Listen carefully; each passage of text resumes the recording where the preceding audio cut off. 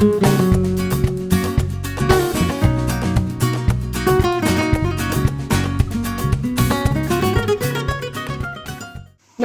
তোমাদের সবাইকে আবারও ওয়েলকাম জানাচ্ছি গ্যাংটক থেকে। আজকে গ্যাংটকে আমাদের ডে 2। এখন ঘড়ির কাঁটায় ঠিক 5:45 সকালবেলা। তোমাদের বারান্দা থেকে একটা মনোমুগ্ধকর দৃশ্য দেখায়, যেভাবে আমাদের সকালটা আজ শুরু হলো। সানরাইজটা হচ্ছে, উফ কি অসাধারণ দৃশ্য।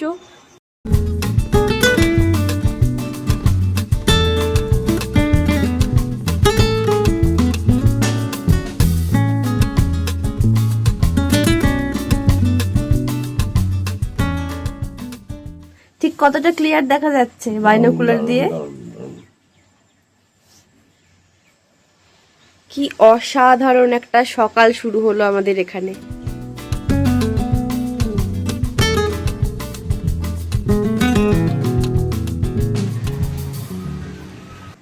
সকাল সকাল ব্যালকনি থেকে এত সুন্দর করে কাঞ্চনজঙ্ঘা দেখার পর এখন রেডি হয়ে গেছি ডে 2 এর ঘোরাঘুরির জন্য। আজকে যাচ্ছি নাথুলা পাস, বাবা মন্দির ওই সাইডটাতে।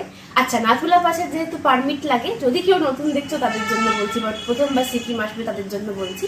তো আমাদের যে গাড়িটা আমরা অ্যারেঞ্জ করেছিলাম যেখান থেকে, যে এজেন্সির থ্রুতে, হ্যাপিনেস ট্যুরস অ্যান্ড ট্রাভেলস, তো ওটা সম্পূর্ণটা ওরাই দায়িত্ব নিয়েছে। ঠিক 1 সপ্তাহ আগে নিজেদের ডকুমেন্টস ওদেরকে পাঠাতে হয়েছিল, তো পারমিটটা ওরা ওখান থেকে বানিয়ে দেবে।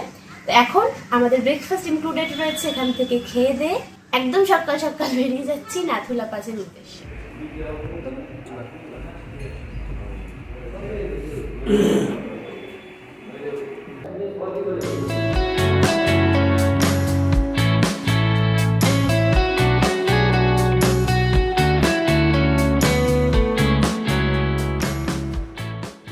ব্রেকফাস্ট করে আমরা এসে গেছি এমজি মার্গ হয়ে।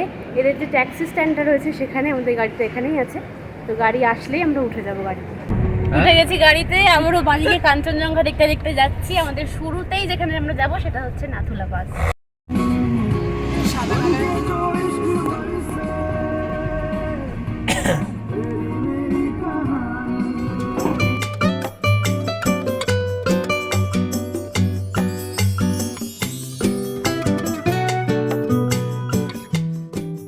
কি ভিউ সামনে, রাস্তার ধারে কাঞ্চনজঙ্ঘা ভিউ পয়েন্টে কাঞ্চনজঙ্ঘা দেখে সুন্দর সুন্দর সুন্দর সুন্দর ছবি তুলে আবারও গাড়িতে উঠে গেছি।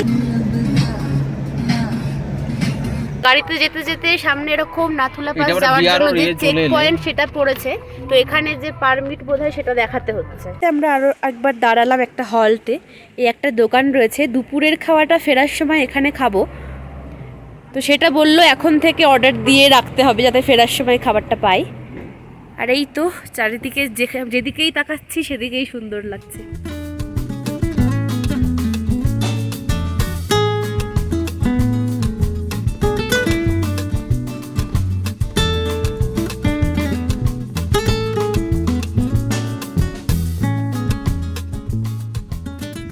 গাড়ি থেকে নেমে ফাইনালি পৌঁছে গেছি নাথুলা পাসে। 14,000 ফুট হাইট, উপরে উঠবো।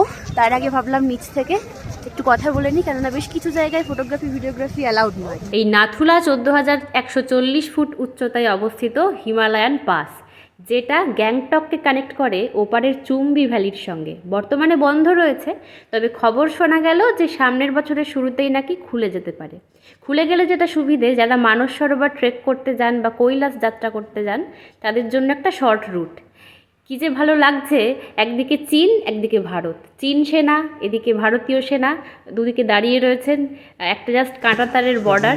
এখানে কিন্তু খুব বেশি ভিডিও ছবি তোলা বারণ, শুধু সামনের টুকুতে যেটুকু অ্যালাউ আছে করলাম। ভারত চীন সীমান্ত দেখলাম। এই যে রাস্তাটা দেখছো এটা দিয়েই উঠে আসলাম, বেশ অনেকগুলোই সিঁড়ি। ওঠা নামার পথে তোমরা হাত মোজা, মাফলার, টুপি, অক্সিজেন ক্যান, টুকিটাকি খাবার দাবার সমস্ত কিছুই পেয়ে যাবে। কেমন লাগছে? খুব ভালো, অপূর্ব। নাথুলা পাস দেখে নেমে গেলাম ইন্দো চায়না বর্ডার, বা টেকনিক্যালি বলতে গেলে Indo Tibet border. Tibet captured by China. ওখানটাতে ভিডিওগ্রাফি সত্যি অ্যালাউড নয়, যেখানে যেখানে পেরেছি দেখিয়েছি। তো এখানে একটা কথা বলে রাখি, সেই যে চেকপোস্টে পারমিট নিয়েছিল তারপর কিন্তু আর পারমিট দেখাতে হয়নি। আর ইনকেস যদি শ্বাসকষ্ট হয় তো এয়ার টাইট কৌটোতে কর্পূর রেখো, কর্পূরের স্মেলে করতে সুবিধে হয়। আর তাছাড়া এখানেও দেখলাম অক্সিজেন ক্যানও বিক্রি হচ্ছে, তো কোনো অসুবিধে হলে পেয়ে যান। আর ঠান্ডাটা একদম সহ্য করার মতো নভেম্বরের 3rd উইকে। যাই হোক, এখন আমাদের গাড়িটা খুঁজতে হবে, গাড়ির পার্ক করা থাকে রাস্তা দিয়ে, তো গাড়িটা একটু খুঁজে নিতে হবে। লাস্টবার আরেকবার দেখিয়ে দিই নাথুলা পাস, এইভাবে গাড়িগুলো রাস্তায় পার্ক করা থাকে। দাদা হ্যালো বল দিজিয়ে। বেশ ভালো লাগলো।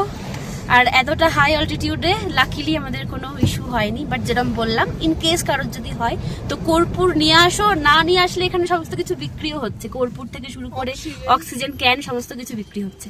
তো এখন আমরা এখান থেকে নেমে যাচ্ছি বাবা হরভজন সিং এর মন্দির। এই যে বাবা মন্দির, বাবা হরভজন সিং কে ছিলেন আসলে, রাস্তায় যেতে যেতে না হয় আমরা সেই গল্পটাই করে নিই। 1966-এ হরভজন সিং জয়েন করেন ইন্ডিয়ান আর্মি 23 পাঞ্জাব রেজিমেন্ট, যেটা তৎকালীন পূর্ব সিকিম। 2 বছর সার্ভ করার পর 1968-এ সেনাবাহিনীর যে কাজকর্ম চলে রাস্তাঘাটে, সেরকমই একটি কাজ করতে গিয়ে নালায় পা পিছলে পড়ে যান। জলের স্রোত এত বেশি ছিল, ওনার শরীর ভেসে চলে যায় আরও 2 কিলোমিটার, দেহ খুঁজে পাওয়া যায়নি। পরবর্তীতে তার এক সঙ্গীর স্বপ্নে তিনি আসেন এবং বলেন যে এই জায়গায় আমার বডি আছে, আমাকে নিয়ে এসো এবং এইখানে আমার একটা জায়গা স্থাপনা করো বা আমাকে রাখো, আমি ইন্ডিয়াকে সার্ভ করতে চাই। আবারও গাড়ি থেকে নেমে গেলাম, এসে গেছি বাবা মন্দির ঢোকার রাস্তায়। এটা শর্টকাট রাস্তা। আচ্ছা, স্বপ্নে দেখা সেই জায়গায় গিয়ে দেখা যায় সত্যিই তার দেহ তখনও ওখানে রয়েছে। তার দেহ নিয়ে এসে মন্দির স্থাপনা করা হয়, যেটা ওল্ড বাবা মন্দির নামে পরিচিত। তবে ওটা এই নিউ বাবা মন্দির থেকে 9 কিলোমিটার ভিতরে। ওই রাস্তাটি বড্ড দুর্গম, মাঝে মধ্যেই বন্ধ থাকে। তো সেই কারণে ভারত সরকার ডিসাইড করেছিল 1980s-এর দিকে যে এইখানে সরিয়ে আনা হবে, যেখানে সাধারণ মানুষও এসে দেখতে পারবেন। তো এখন বাবাজি এই মন্দিরেই থাকেন। তোমরা চাইলে এটা স্ক্রিনশট নিয়ে একটু পড়ে নিতে পারো, ডিটেলে লেখাও আছে। এবার ঘটনা যেটা হচ্ছে, এই মন্দির এই কারণেই বিখ্যাত যে ভারতীয় সেনা এখনও বিশ্বাস করেন যে বাবা হরভজন সিং এখানেই থাকেন এবং সীমান্তকে রক্ষা করে চলেছেন। এরকম বহু অলৌকিক ঘটনার সম্মুখীন তারা হয়েছেন এক এক সময়। তো এই মন্দিরে ঢুকে আমরা ডিটেলে আরও গল্প শুনলাম, তবে কোনোটারই ভিডিও করা অ্যালাউ ছিল না। মন্দিরের উল্টো দিকে একটা সুভেনির শপ রয়েছে। খাতাগুলো পেলাম 20 টাকা করে না এক একটা। এখানে নিজের উইশ পেনে লিখে সামনের মন্দিরে আমরা জমা দিতে পারি, বলে যে উইশ পূরণ হয়।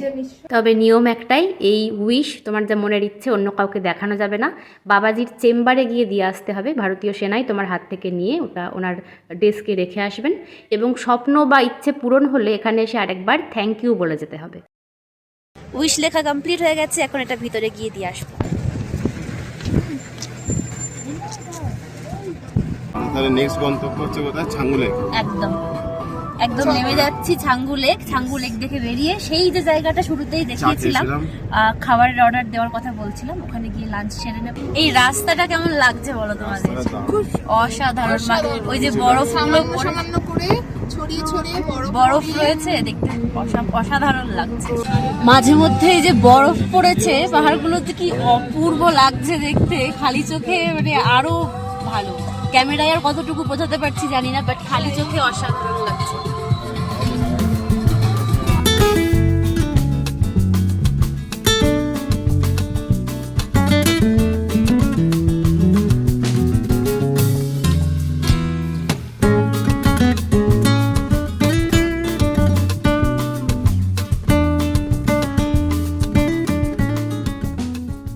চলেই এলাম প্রায়। বাঁদিকে রয়েছে ছাঙ্গু লেক, কিন্তু ওয়েদার একেবারে এক নিমেষেই চেঞ্জ হয়ে গেল। সকালবেলা দাদা বলছিলেন যে সিকিমের ওয়েদারের কোনো ভরসা নেই।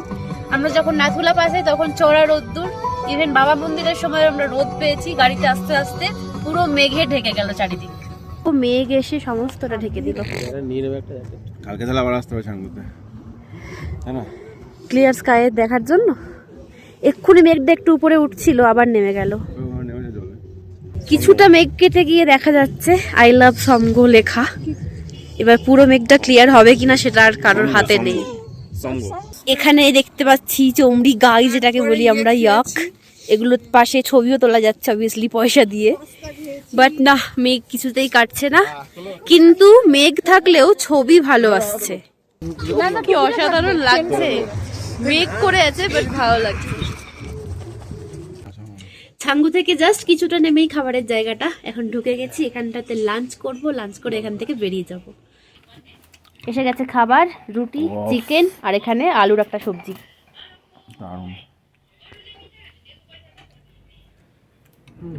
খাওয়াটা যা হলো দুপুরের সেটা বলার কোনো ভাষা নেই। কোনো ভালো রেস্টুরেন্টে হয়তো এরকম খাবার পেতাম না, একদম ঘরোয়া খাবার। এই যে এখানটা থেকে খেয়েছি, এটা ঠিক ছাঙ্গু লেক থেকে কিছুটা নেমে এসে গ্যাংটকের রাস্তায় জাস্ট একটুখানি নেমে এসে এর উল্টোর দিকের লোকেশন বলতে একটা হিমালয়ান রেস্টুরেন্ট রয়েছে, ঠিক তার উল্টো দিকে ছোট্ট মতো একটা জায়গা।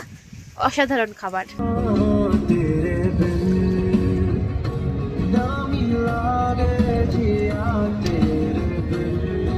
এই যে রাস্তা দিয়ে যাচ্ছি, চারিদিকে আর্মি ক্যাম্প, ঠিক আছে, আর পুরোটাই বিআরও কন্ট্রোল করে। রাস্তাটা চমে রাস্তা, মানে বোঝাই যাচ্ছে না যে ওপরে উঠছি না কি, এত সুন্দর রাস্তা মাঝে গেছে।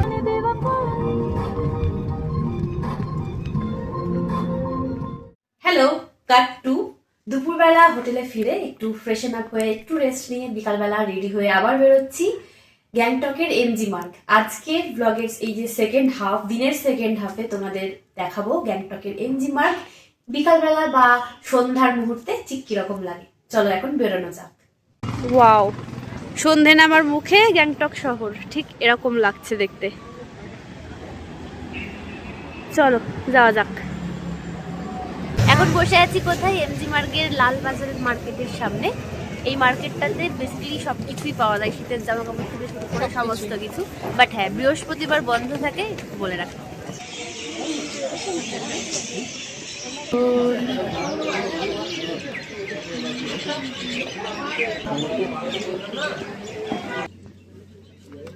একটা মানুষের শীতকালে যা যা প্রয়োজন হতে পারে বা যা প্রয়োজন হতে পারে না, সেই সমস্ত জিনিসও এখানে পেয়ে যাবে। কম দামে বলবো না, রিজনেবল দামে পেয়ে যাবে।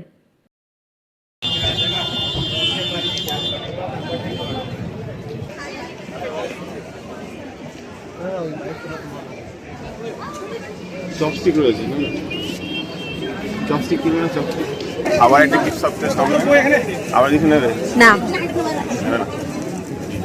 এই হচ্ছে দেখো, এমজি মার্গের রাতের চেয়ারে সবাই বসে আছে, সবাই ঘুরে বেড়াচ্ছে, আইসক্রিম খাচ্ছে। আমরা আইসক্রিম খাবো না?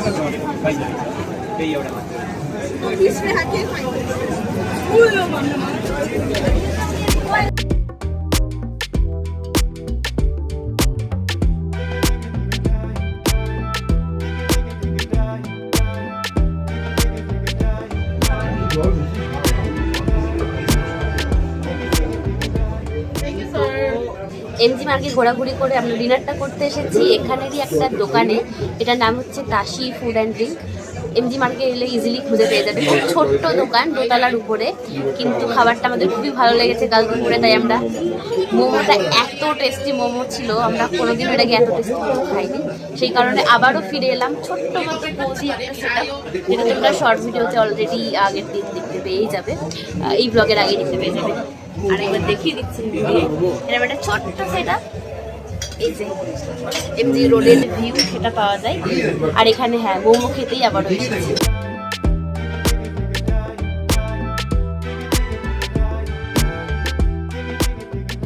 ডিনার সেরে ফিরে গেলাম এমজি রোড থেকে। আজকের ব্লগটা এখানে শেষ করছি। সেই ভোর 5:30টায় উঠে জার্নি শুরু হয়েছিল আজকের ব্লগ শুরু হয়েছিল 5:45 থেকে। রাত্রির প্রায় 10:30 মতো। 10:30 মানে গ্যাংটকে এখানে অনেক রাত, অবভিয়াসলি সমস্ত দোকানপাট বন্ধ হয়ে গেছে। আর এই তো ছিল গল্প। বাট হ্যাঁ, একটা কথা যে আমি বলেছিলাম, ড্রাইভার যিনি ছিলেন আমাদের সঙ্গে, যে কয়েকদিন আমরা থাকছি সিকিমে, আমাদের সঙ্গে থাকছেন এজেন্সির সঙ্গে, সেরকমই ছিল আর কি কথাবার্তা। বাট এন্ড মোমেন্টে আজকে রাত্রিবেলা জানতে পারলাম যে ওনাকে আর দেওয়া হচ্ছে না, উনি অন্য কোথাও চলে যাচ্ছেন সিকিমের। তো কাল থেকে আমাদের সঙ্গে আবার অন্য ড্রাইভার থাকছেন। বাট দুদিনে না এত সুন্দর একটা হয়ে যায় না বন্ডিং, সারাক্ষণ সারাদিন থাকতে থাকতে। তো এই সমস্ত চলছিল, বাট এখন কিছু করার নেই। তাকে অন্য জায়গায় আবার পাঠানো হয়েছে। তো এখন আমাদের সঙ্গে কাল থেকে আবার অন্যজন থাকবে। তো it happens all the time. যাই হোক, দেখা হচ্ছে তোমাদের সঙ্গে সিকিম থেকে অন্য কোনো ভ্লগ নিয়ে। ততক্ষণ অবধি সবাই ভালো থেকো। Good night.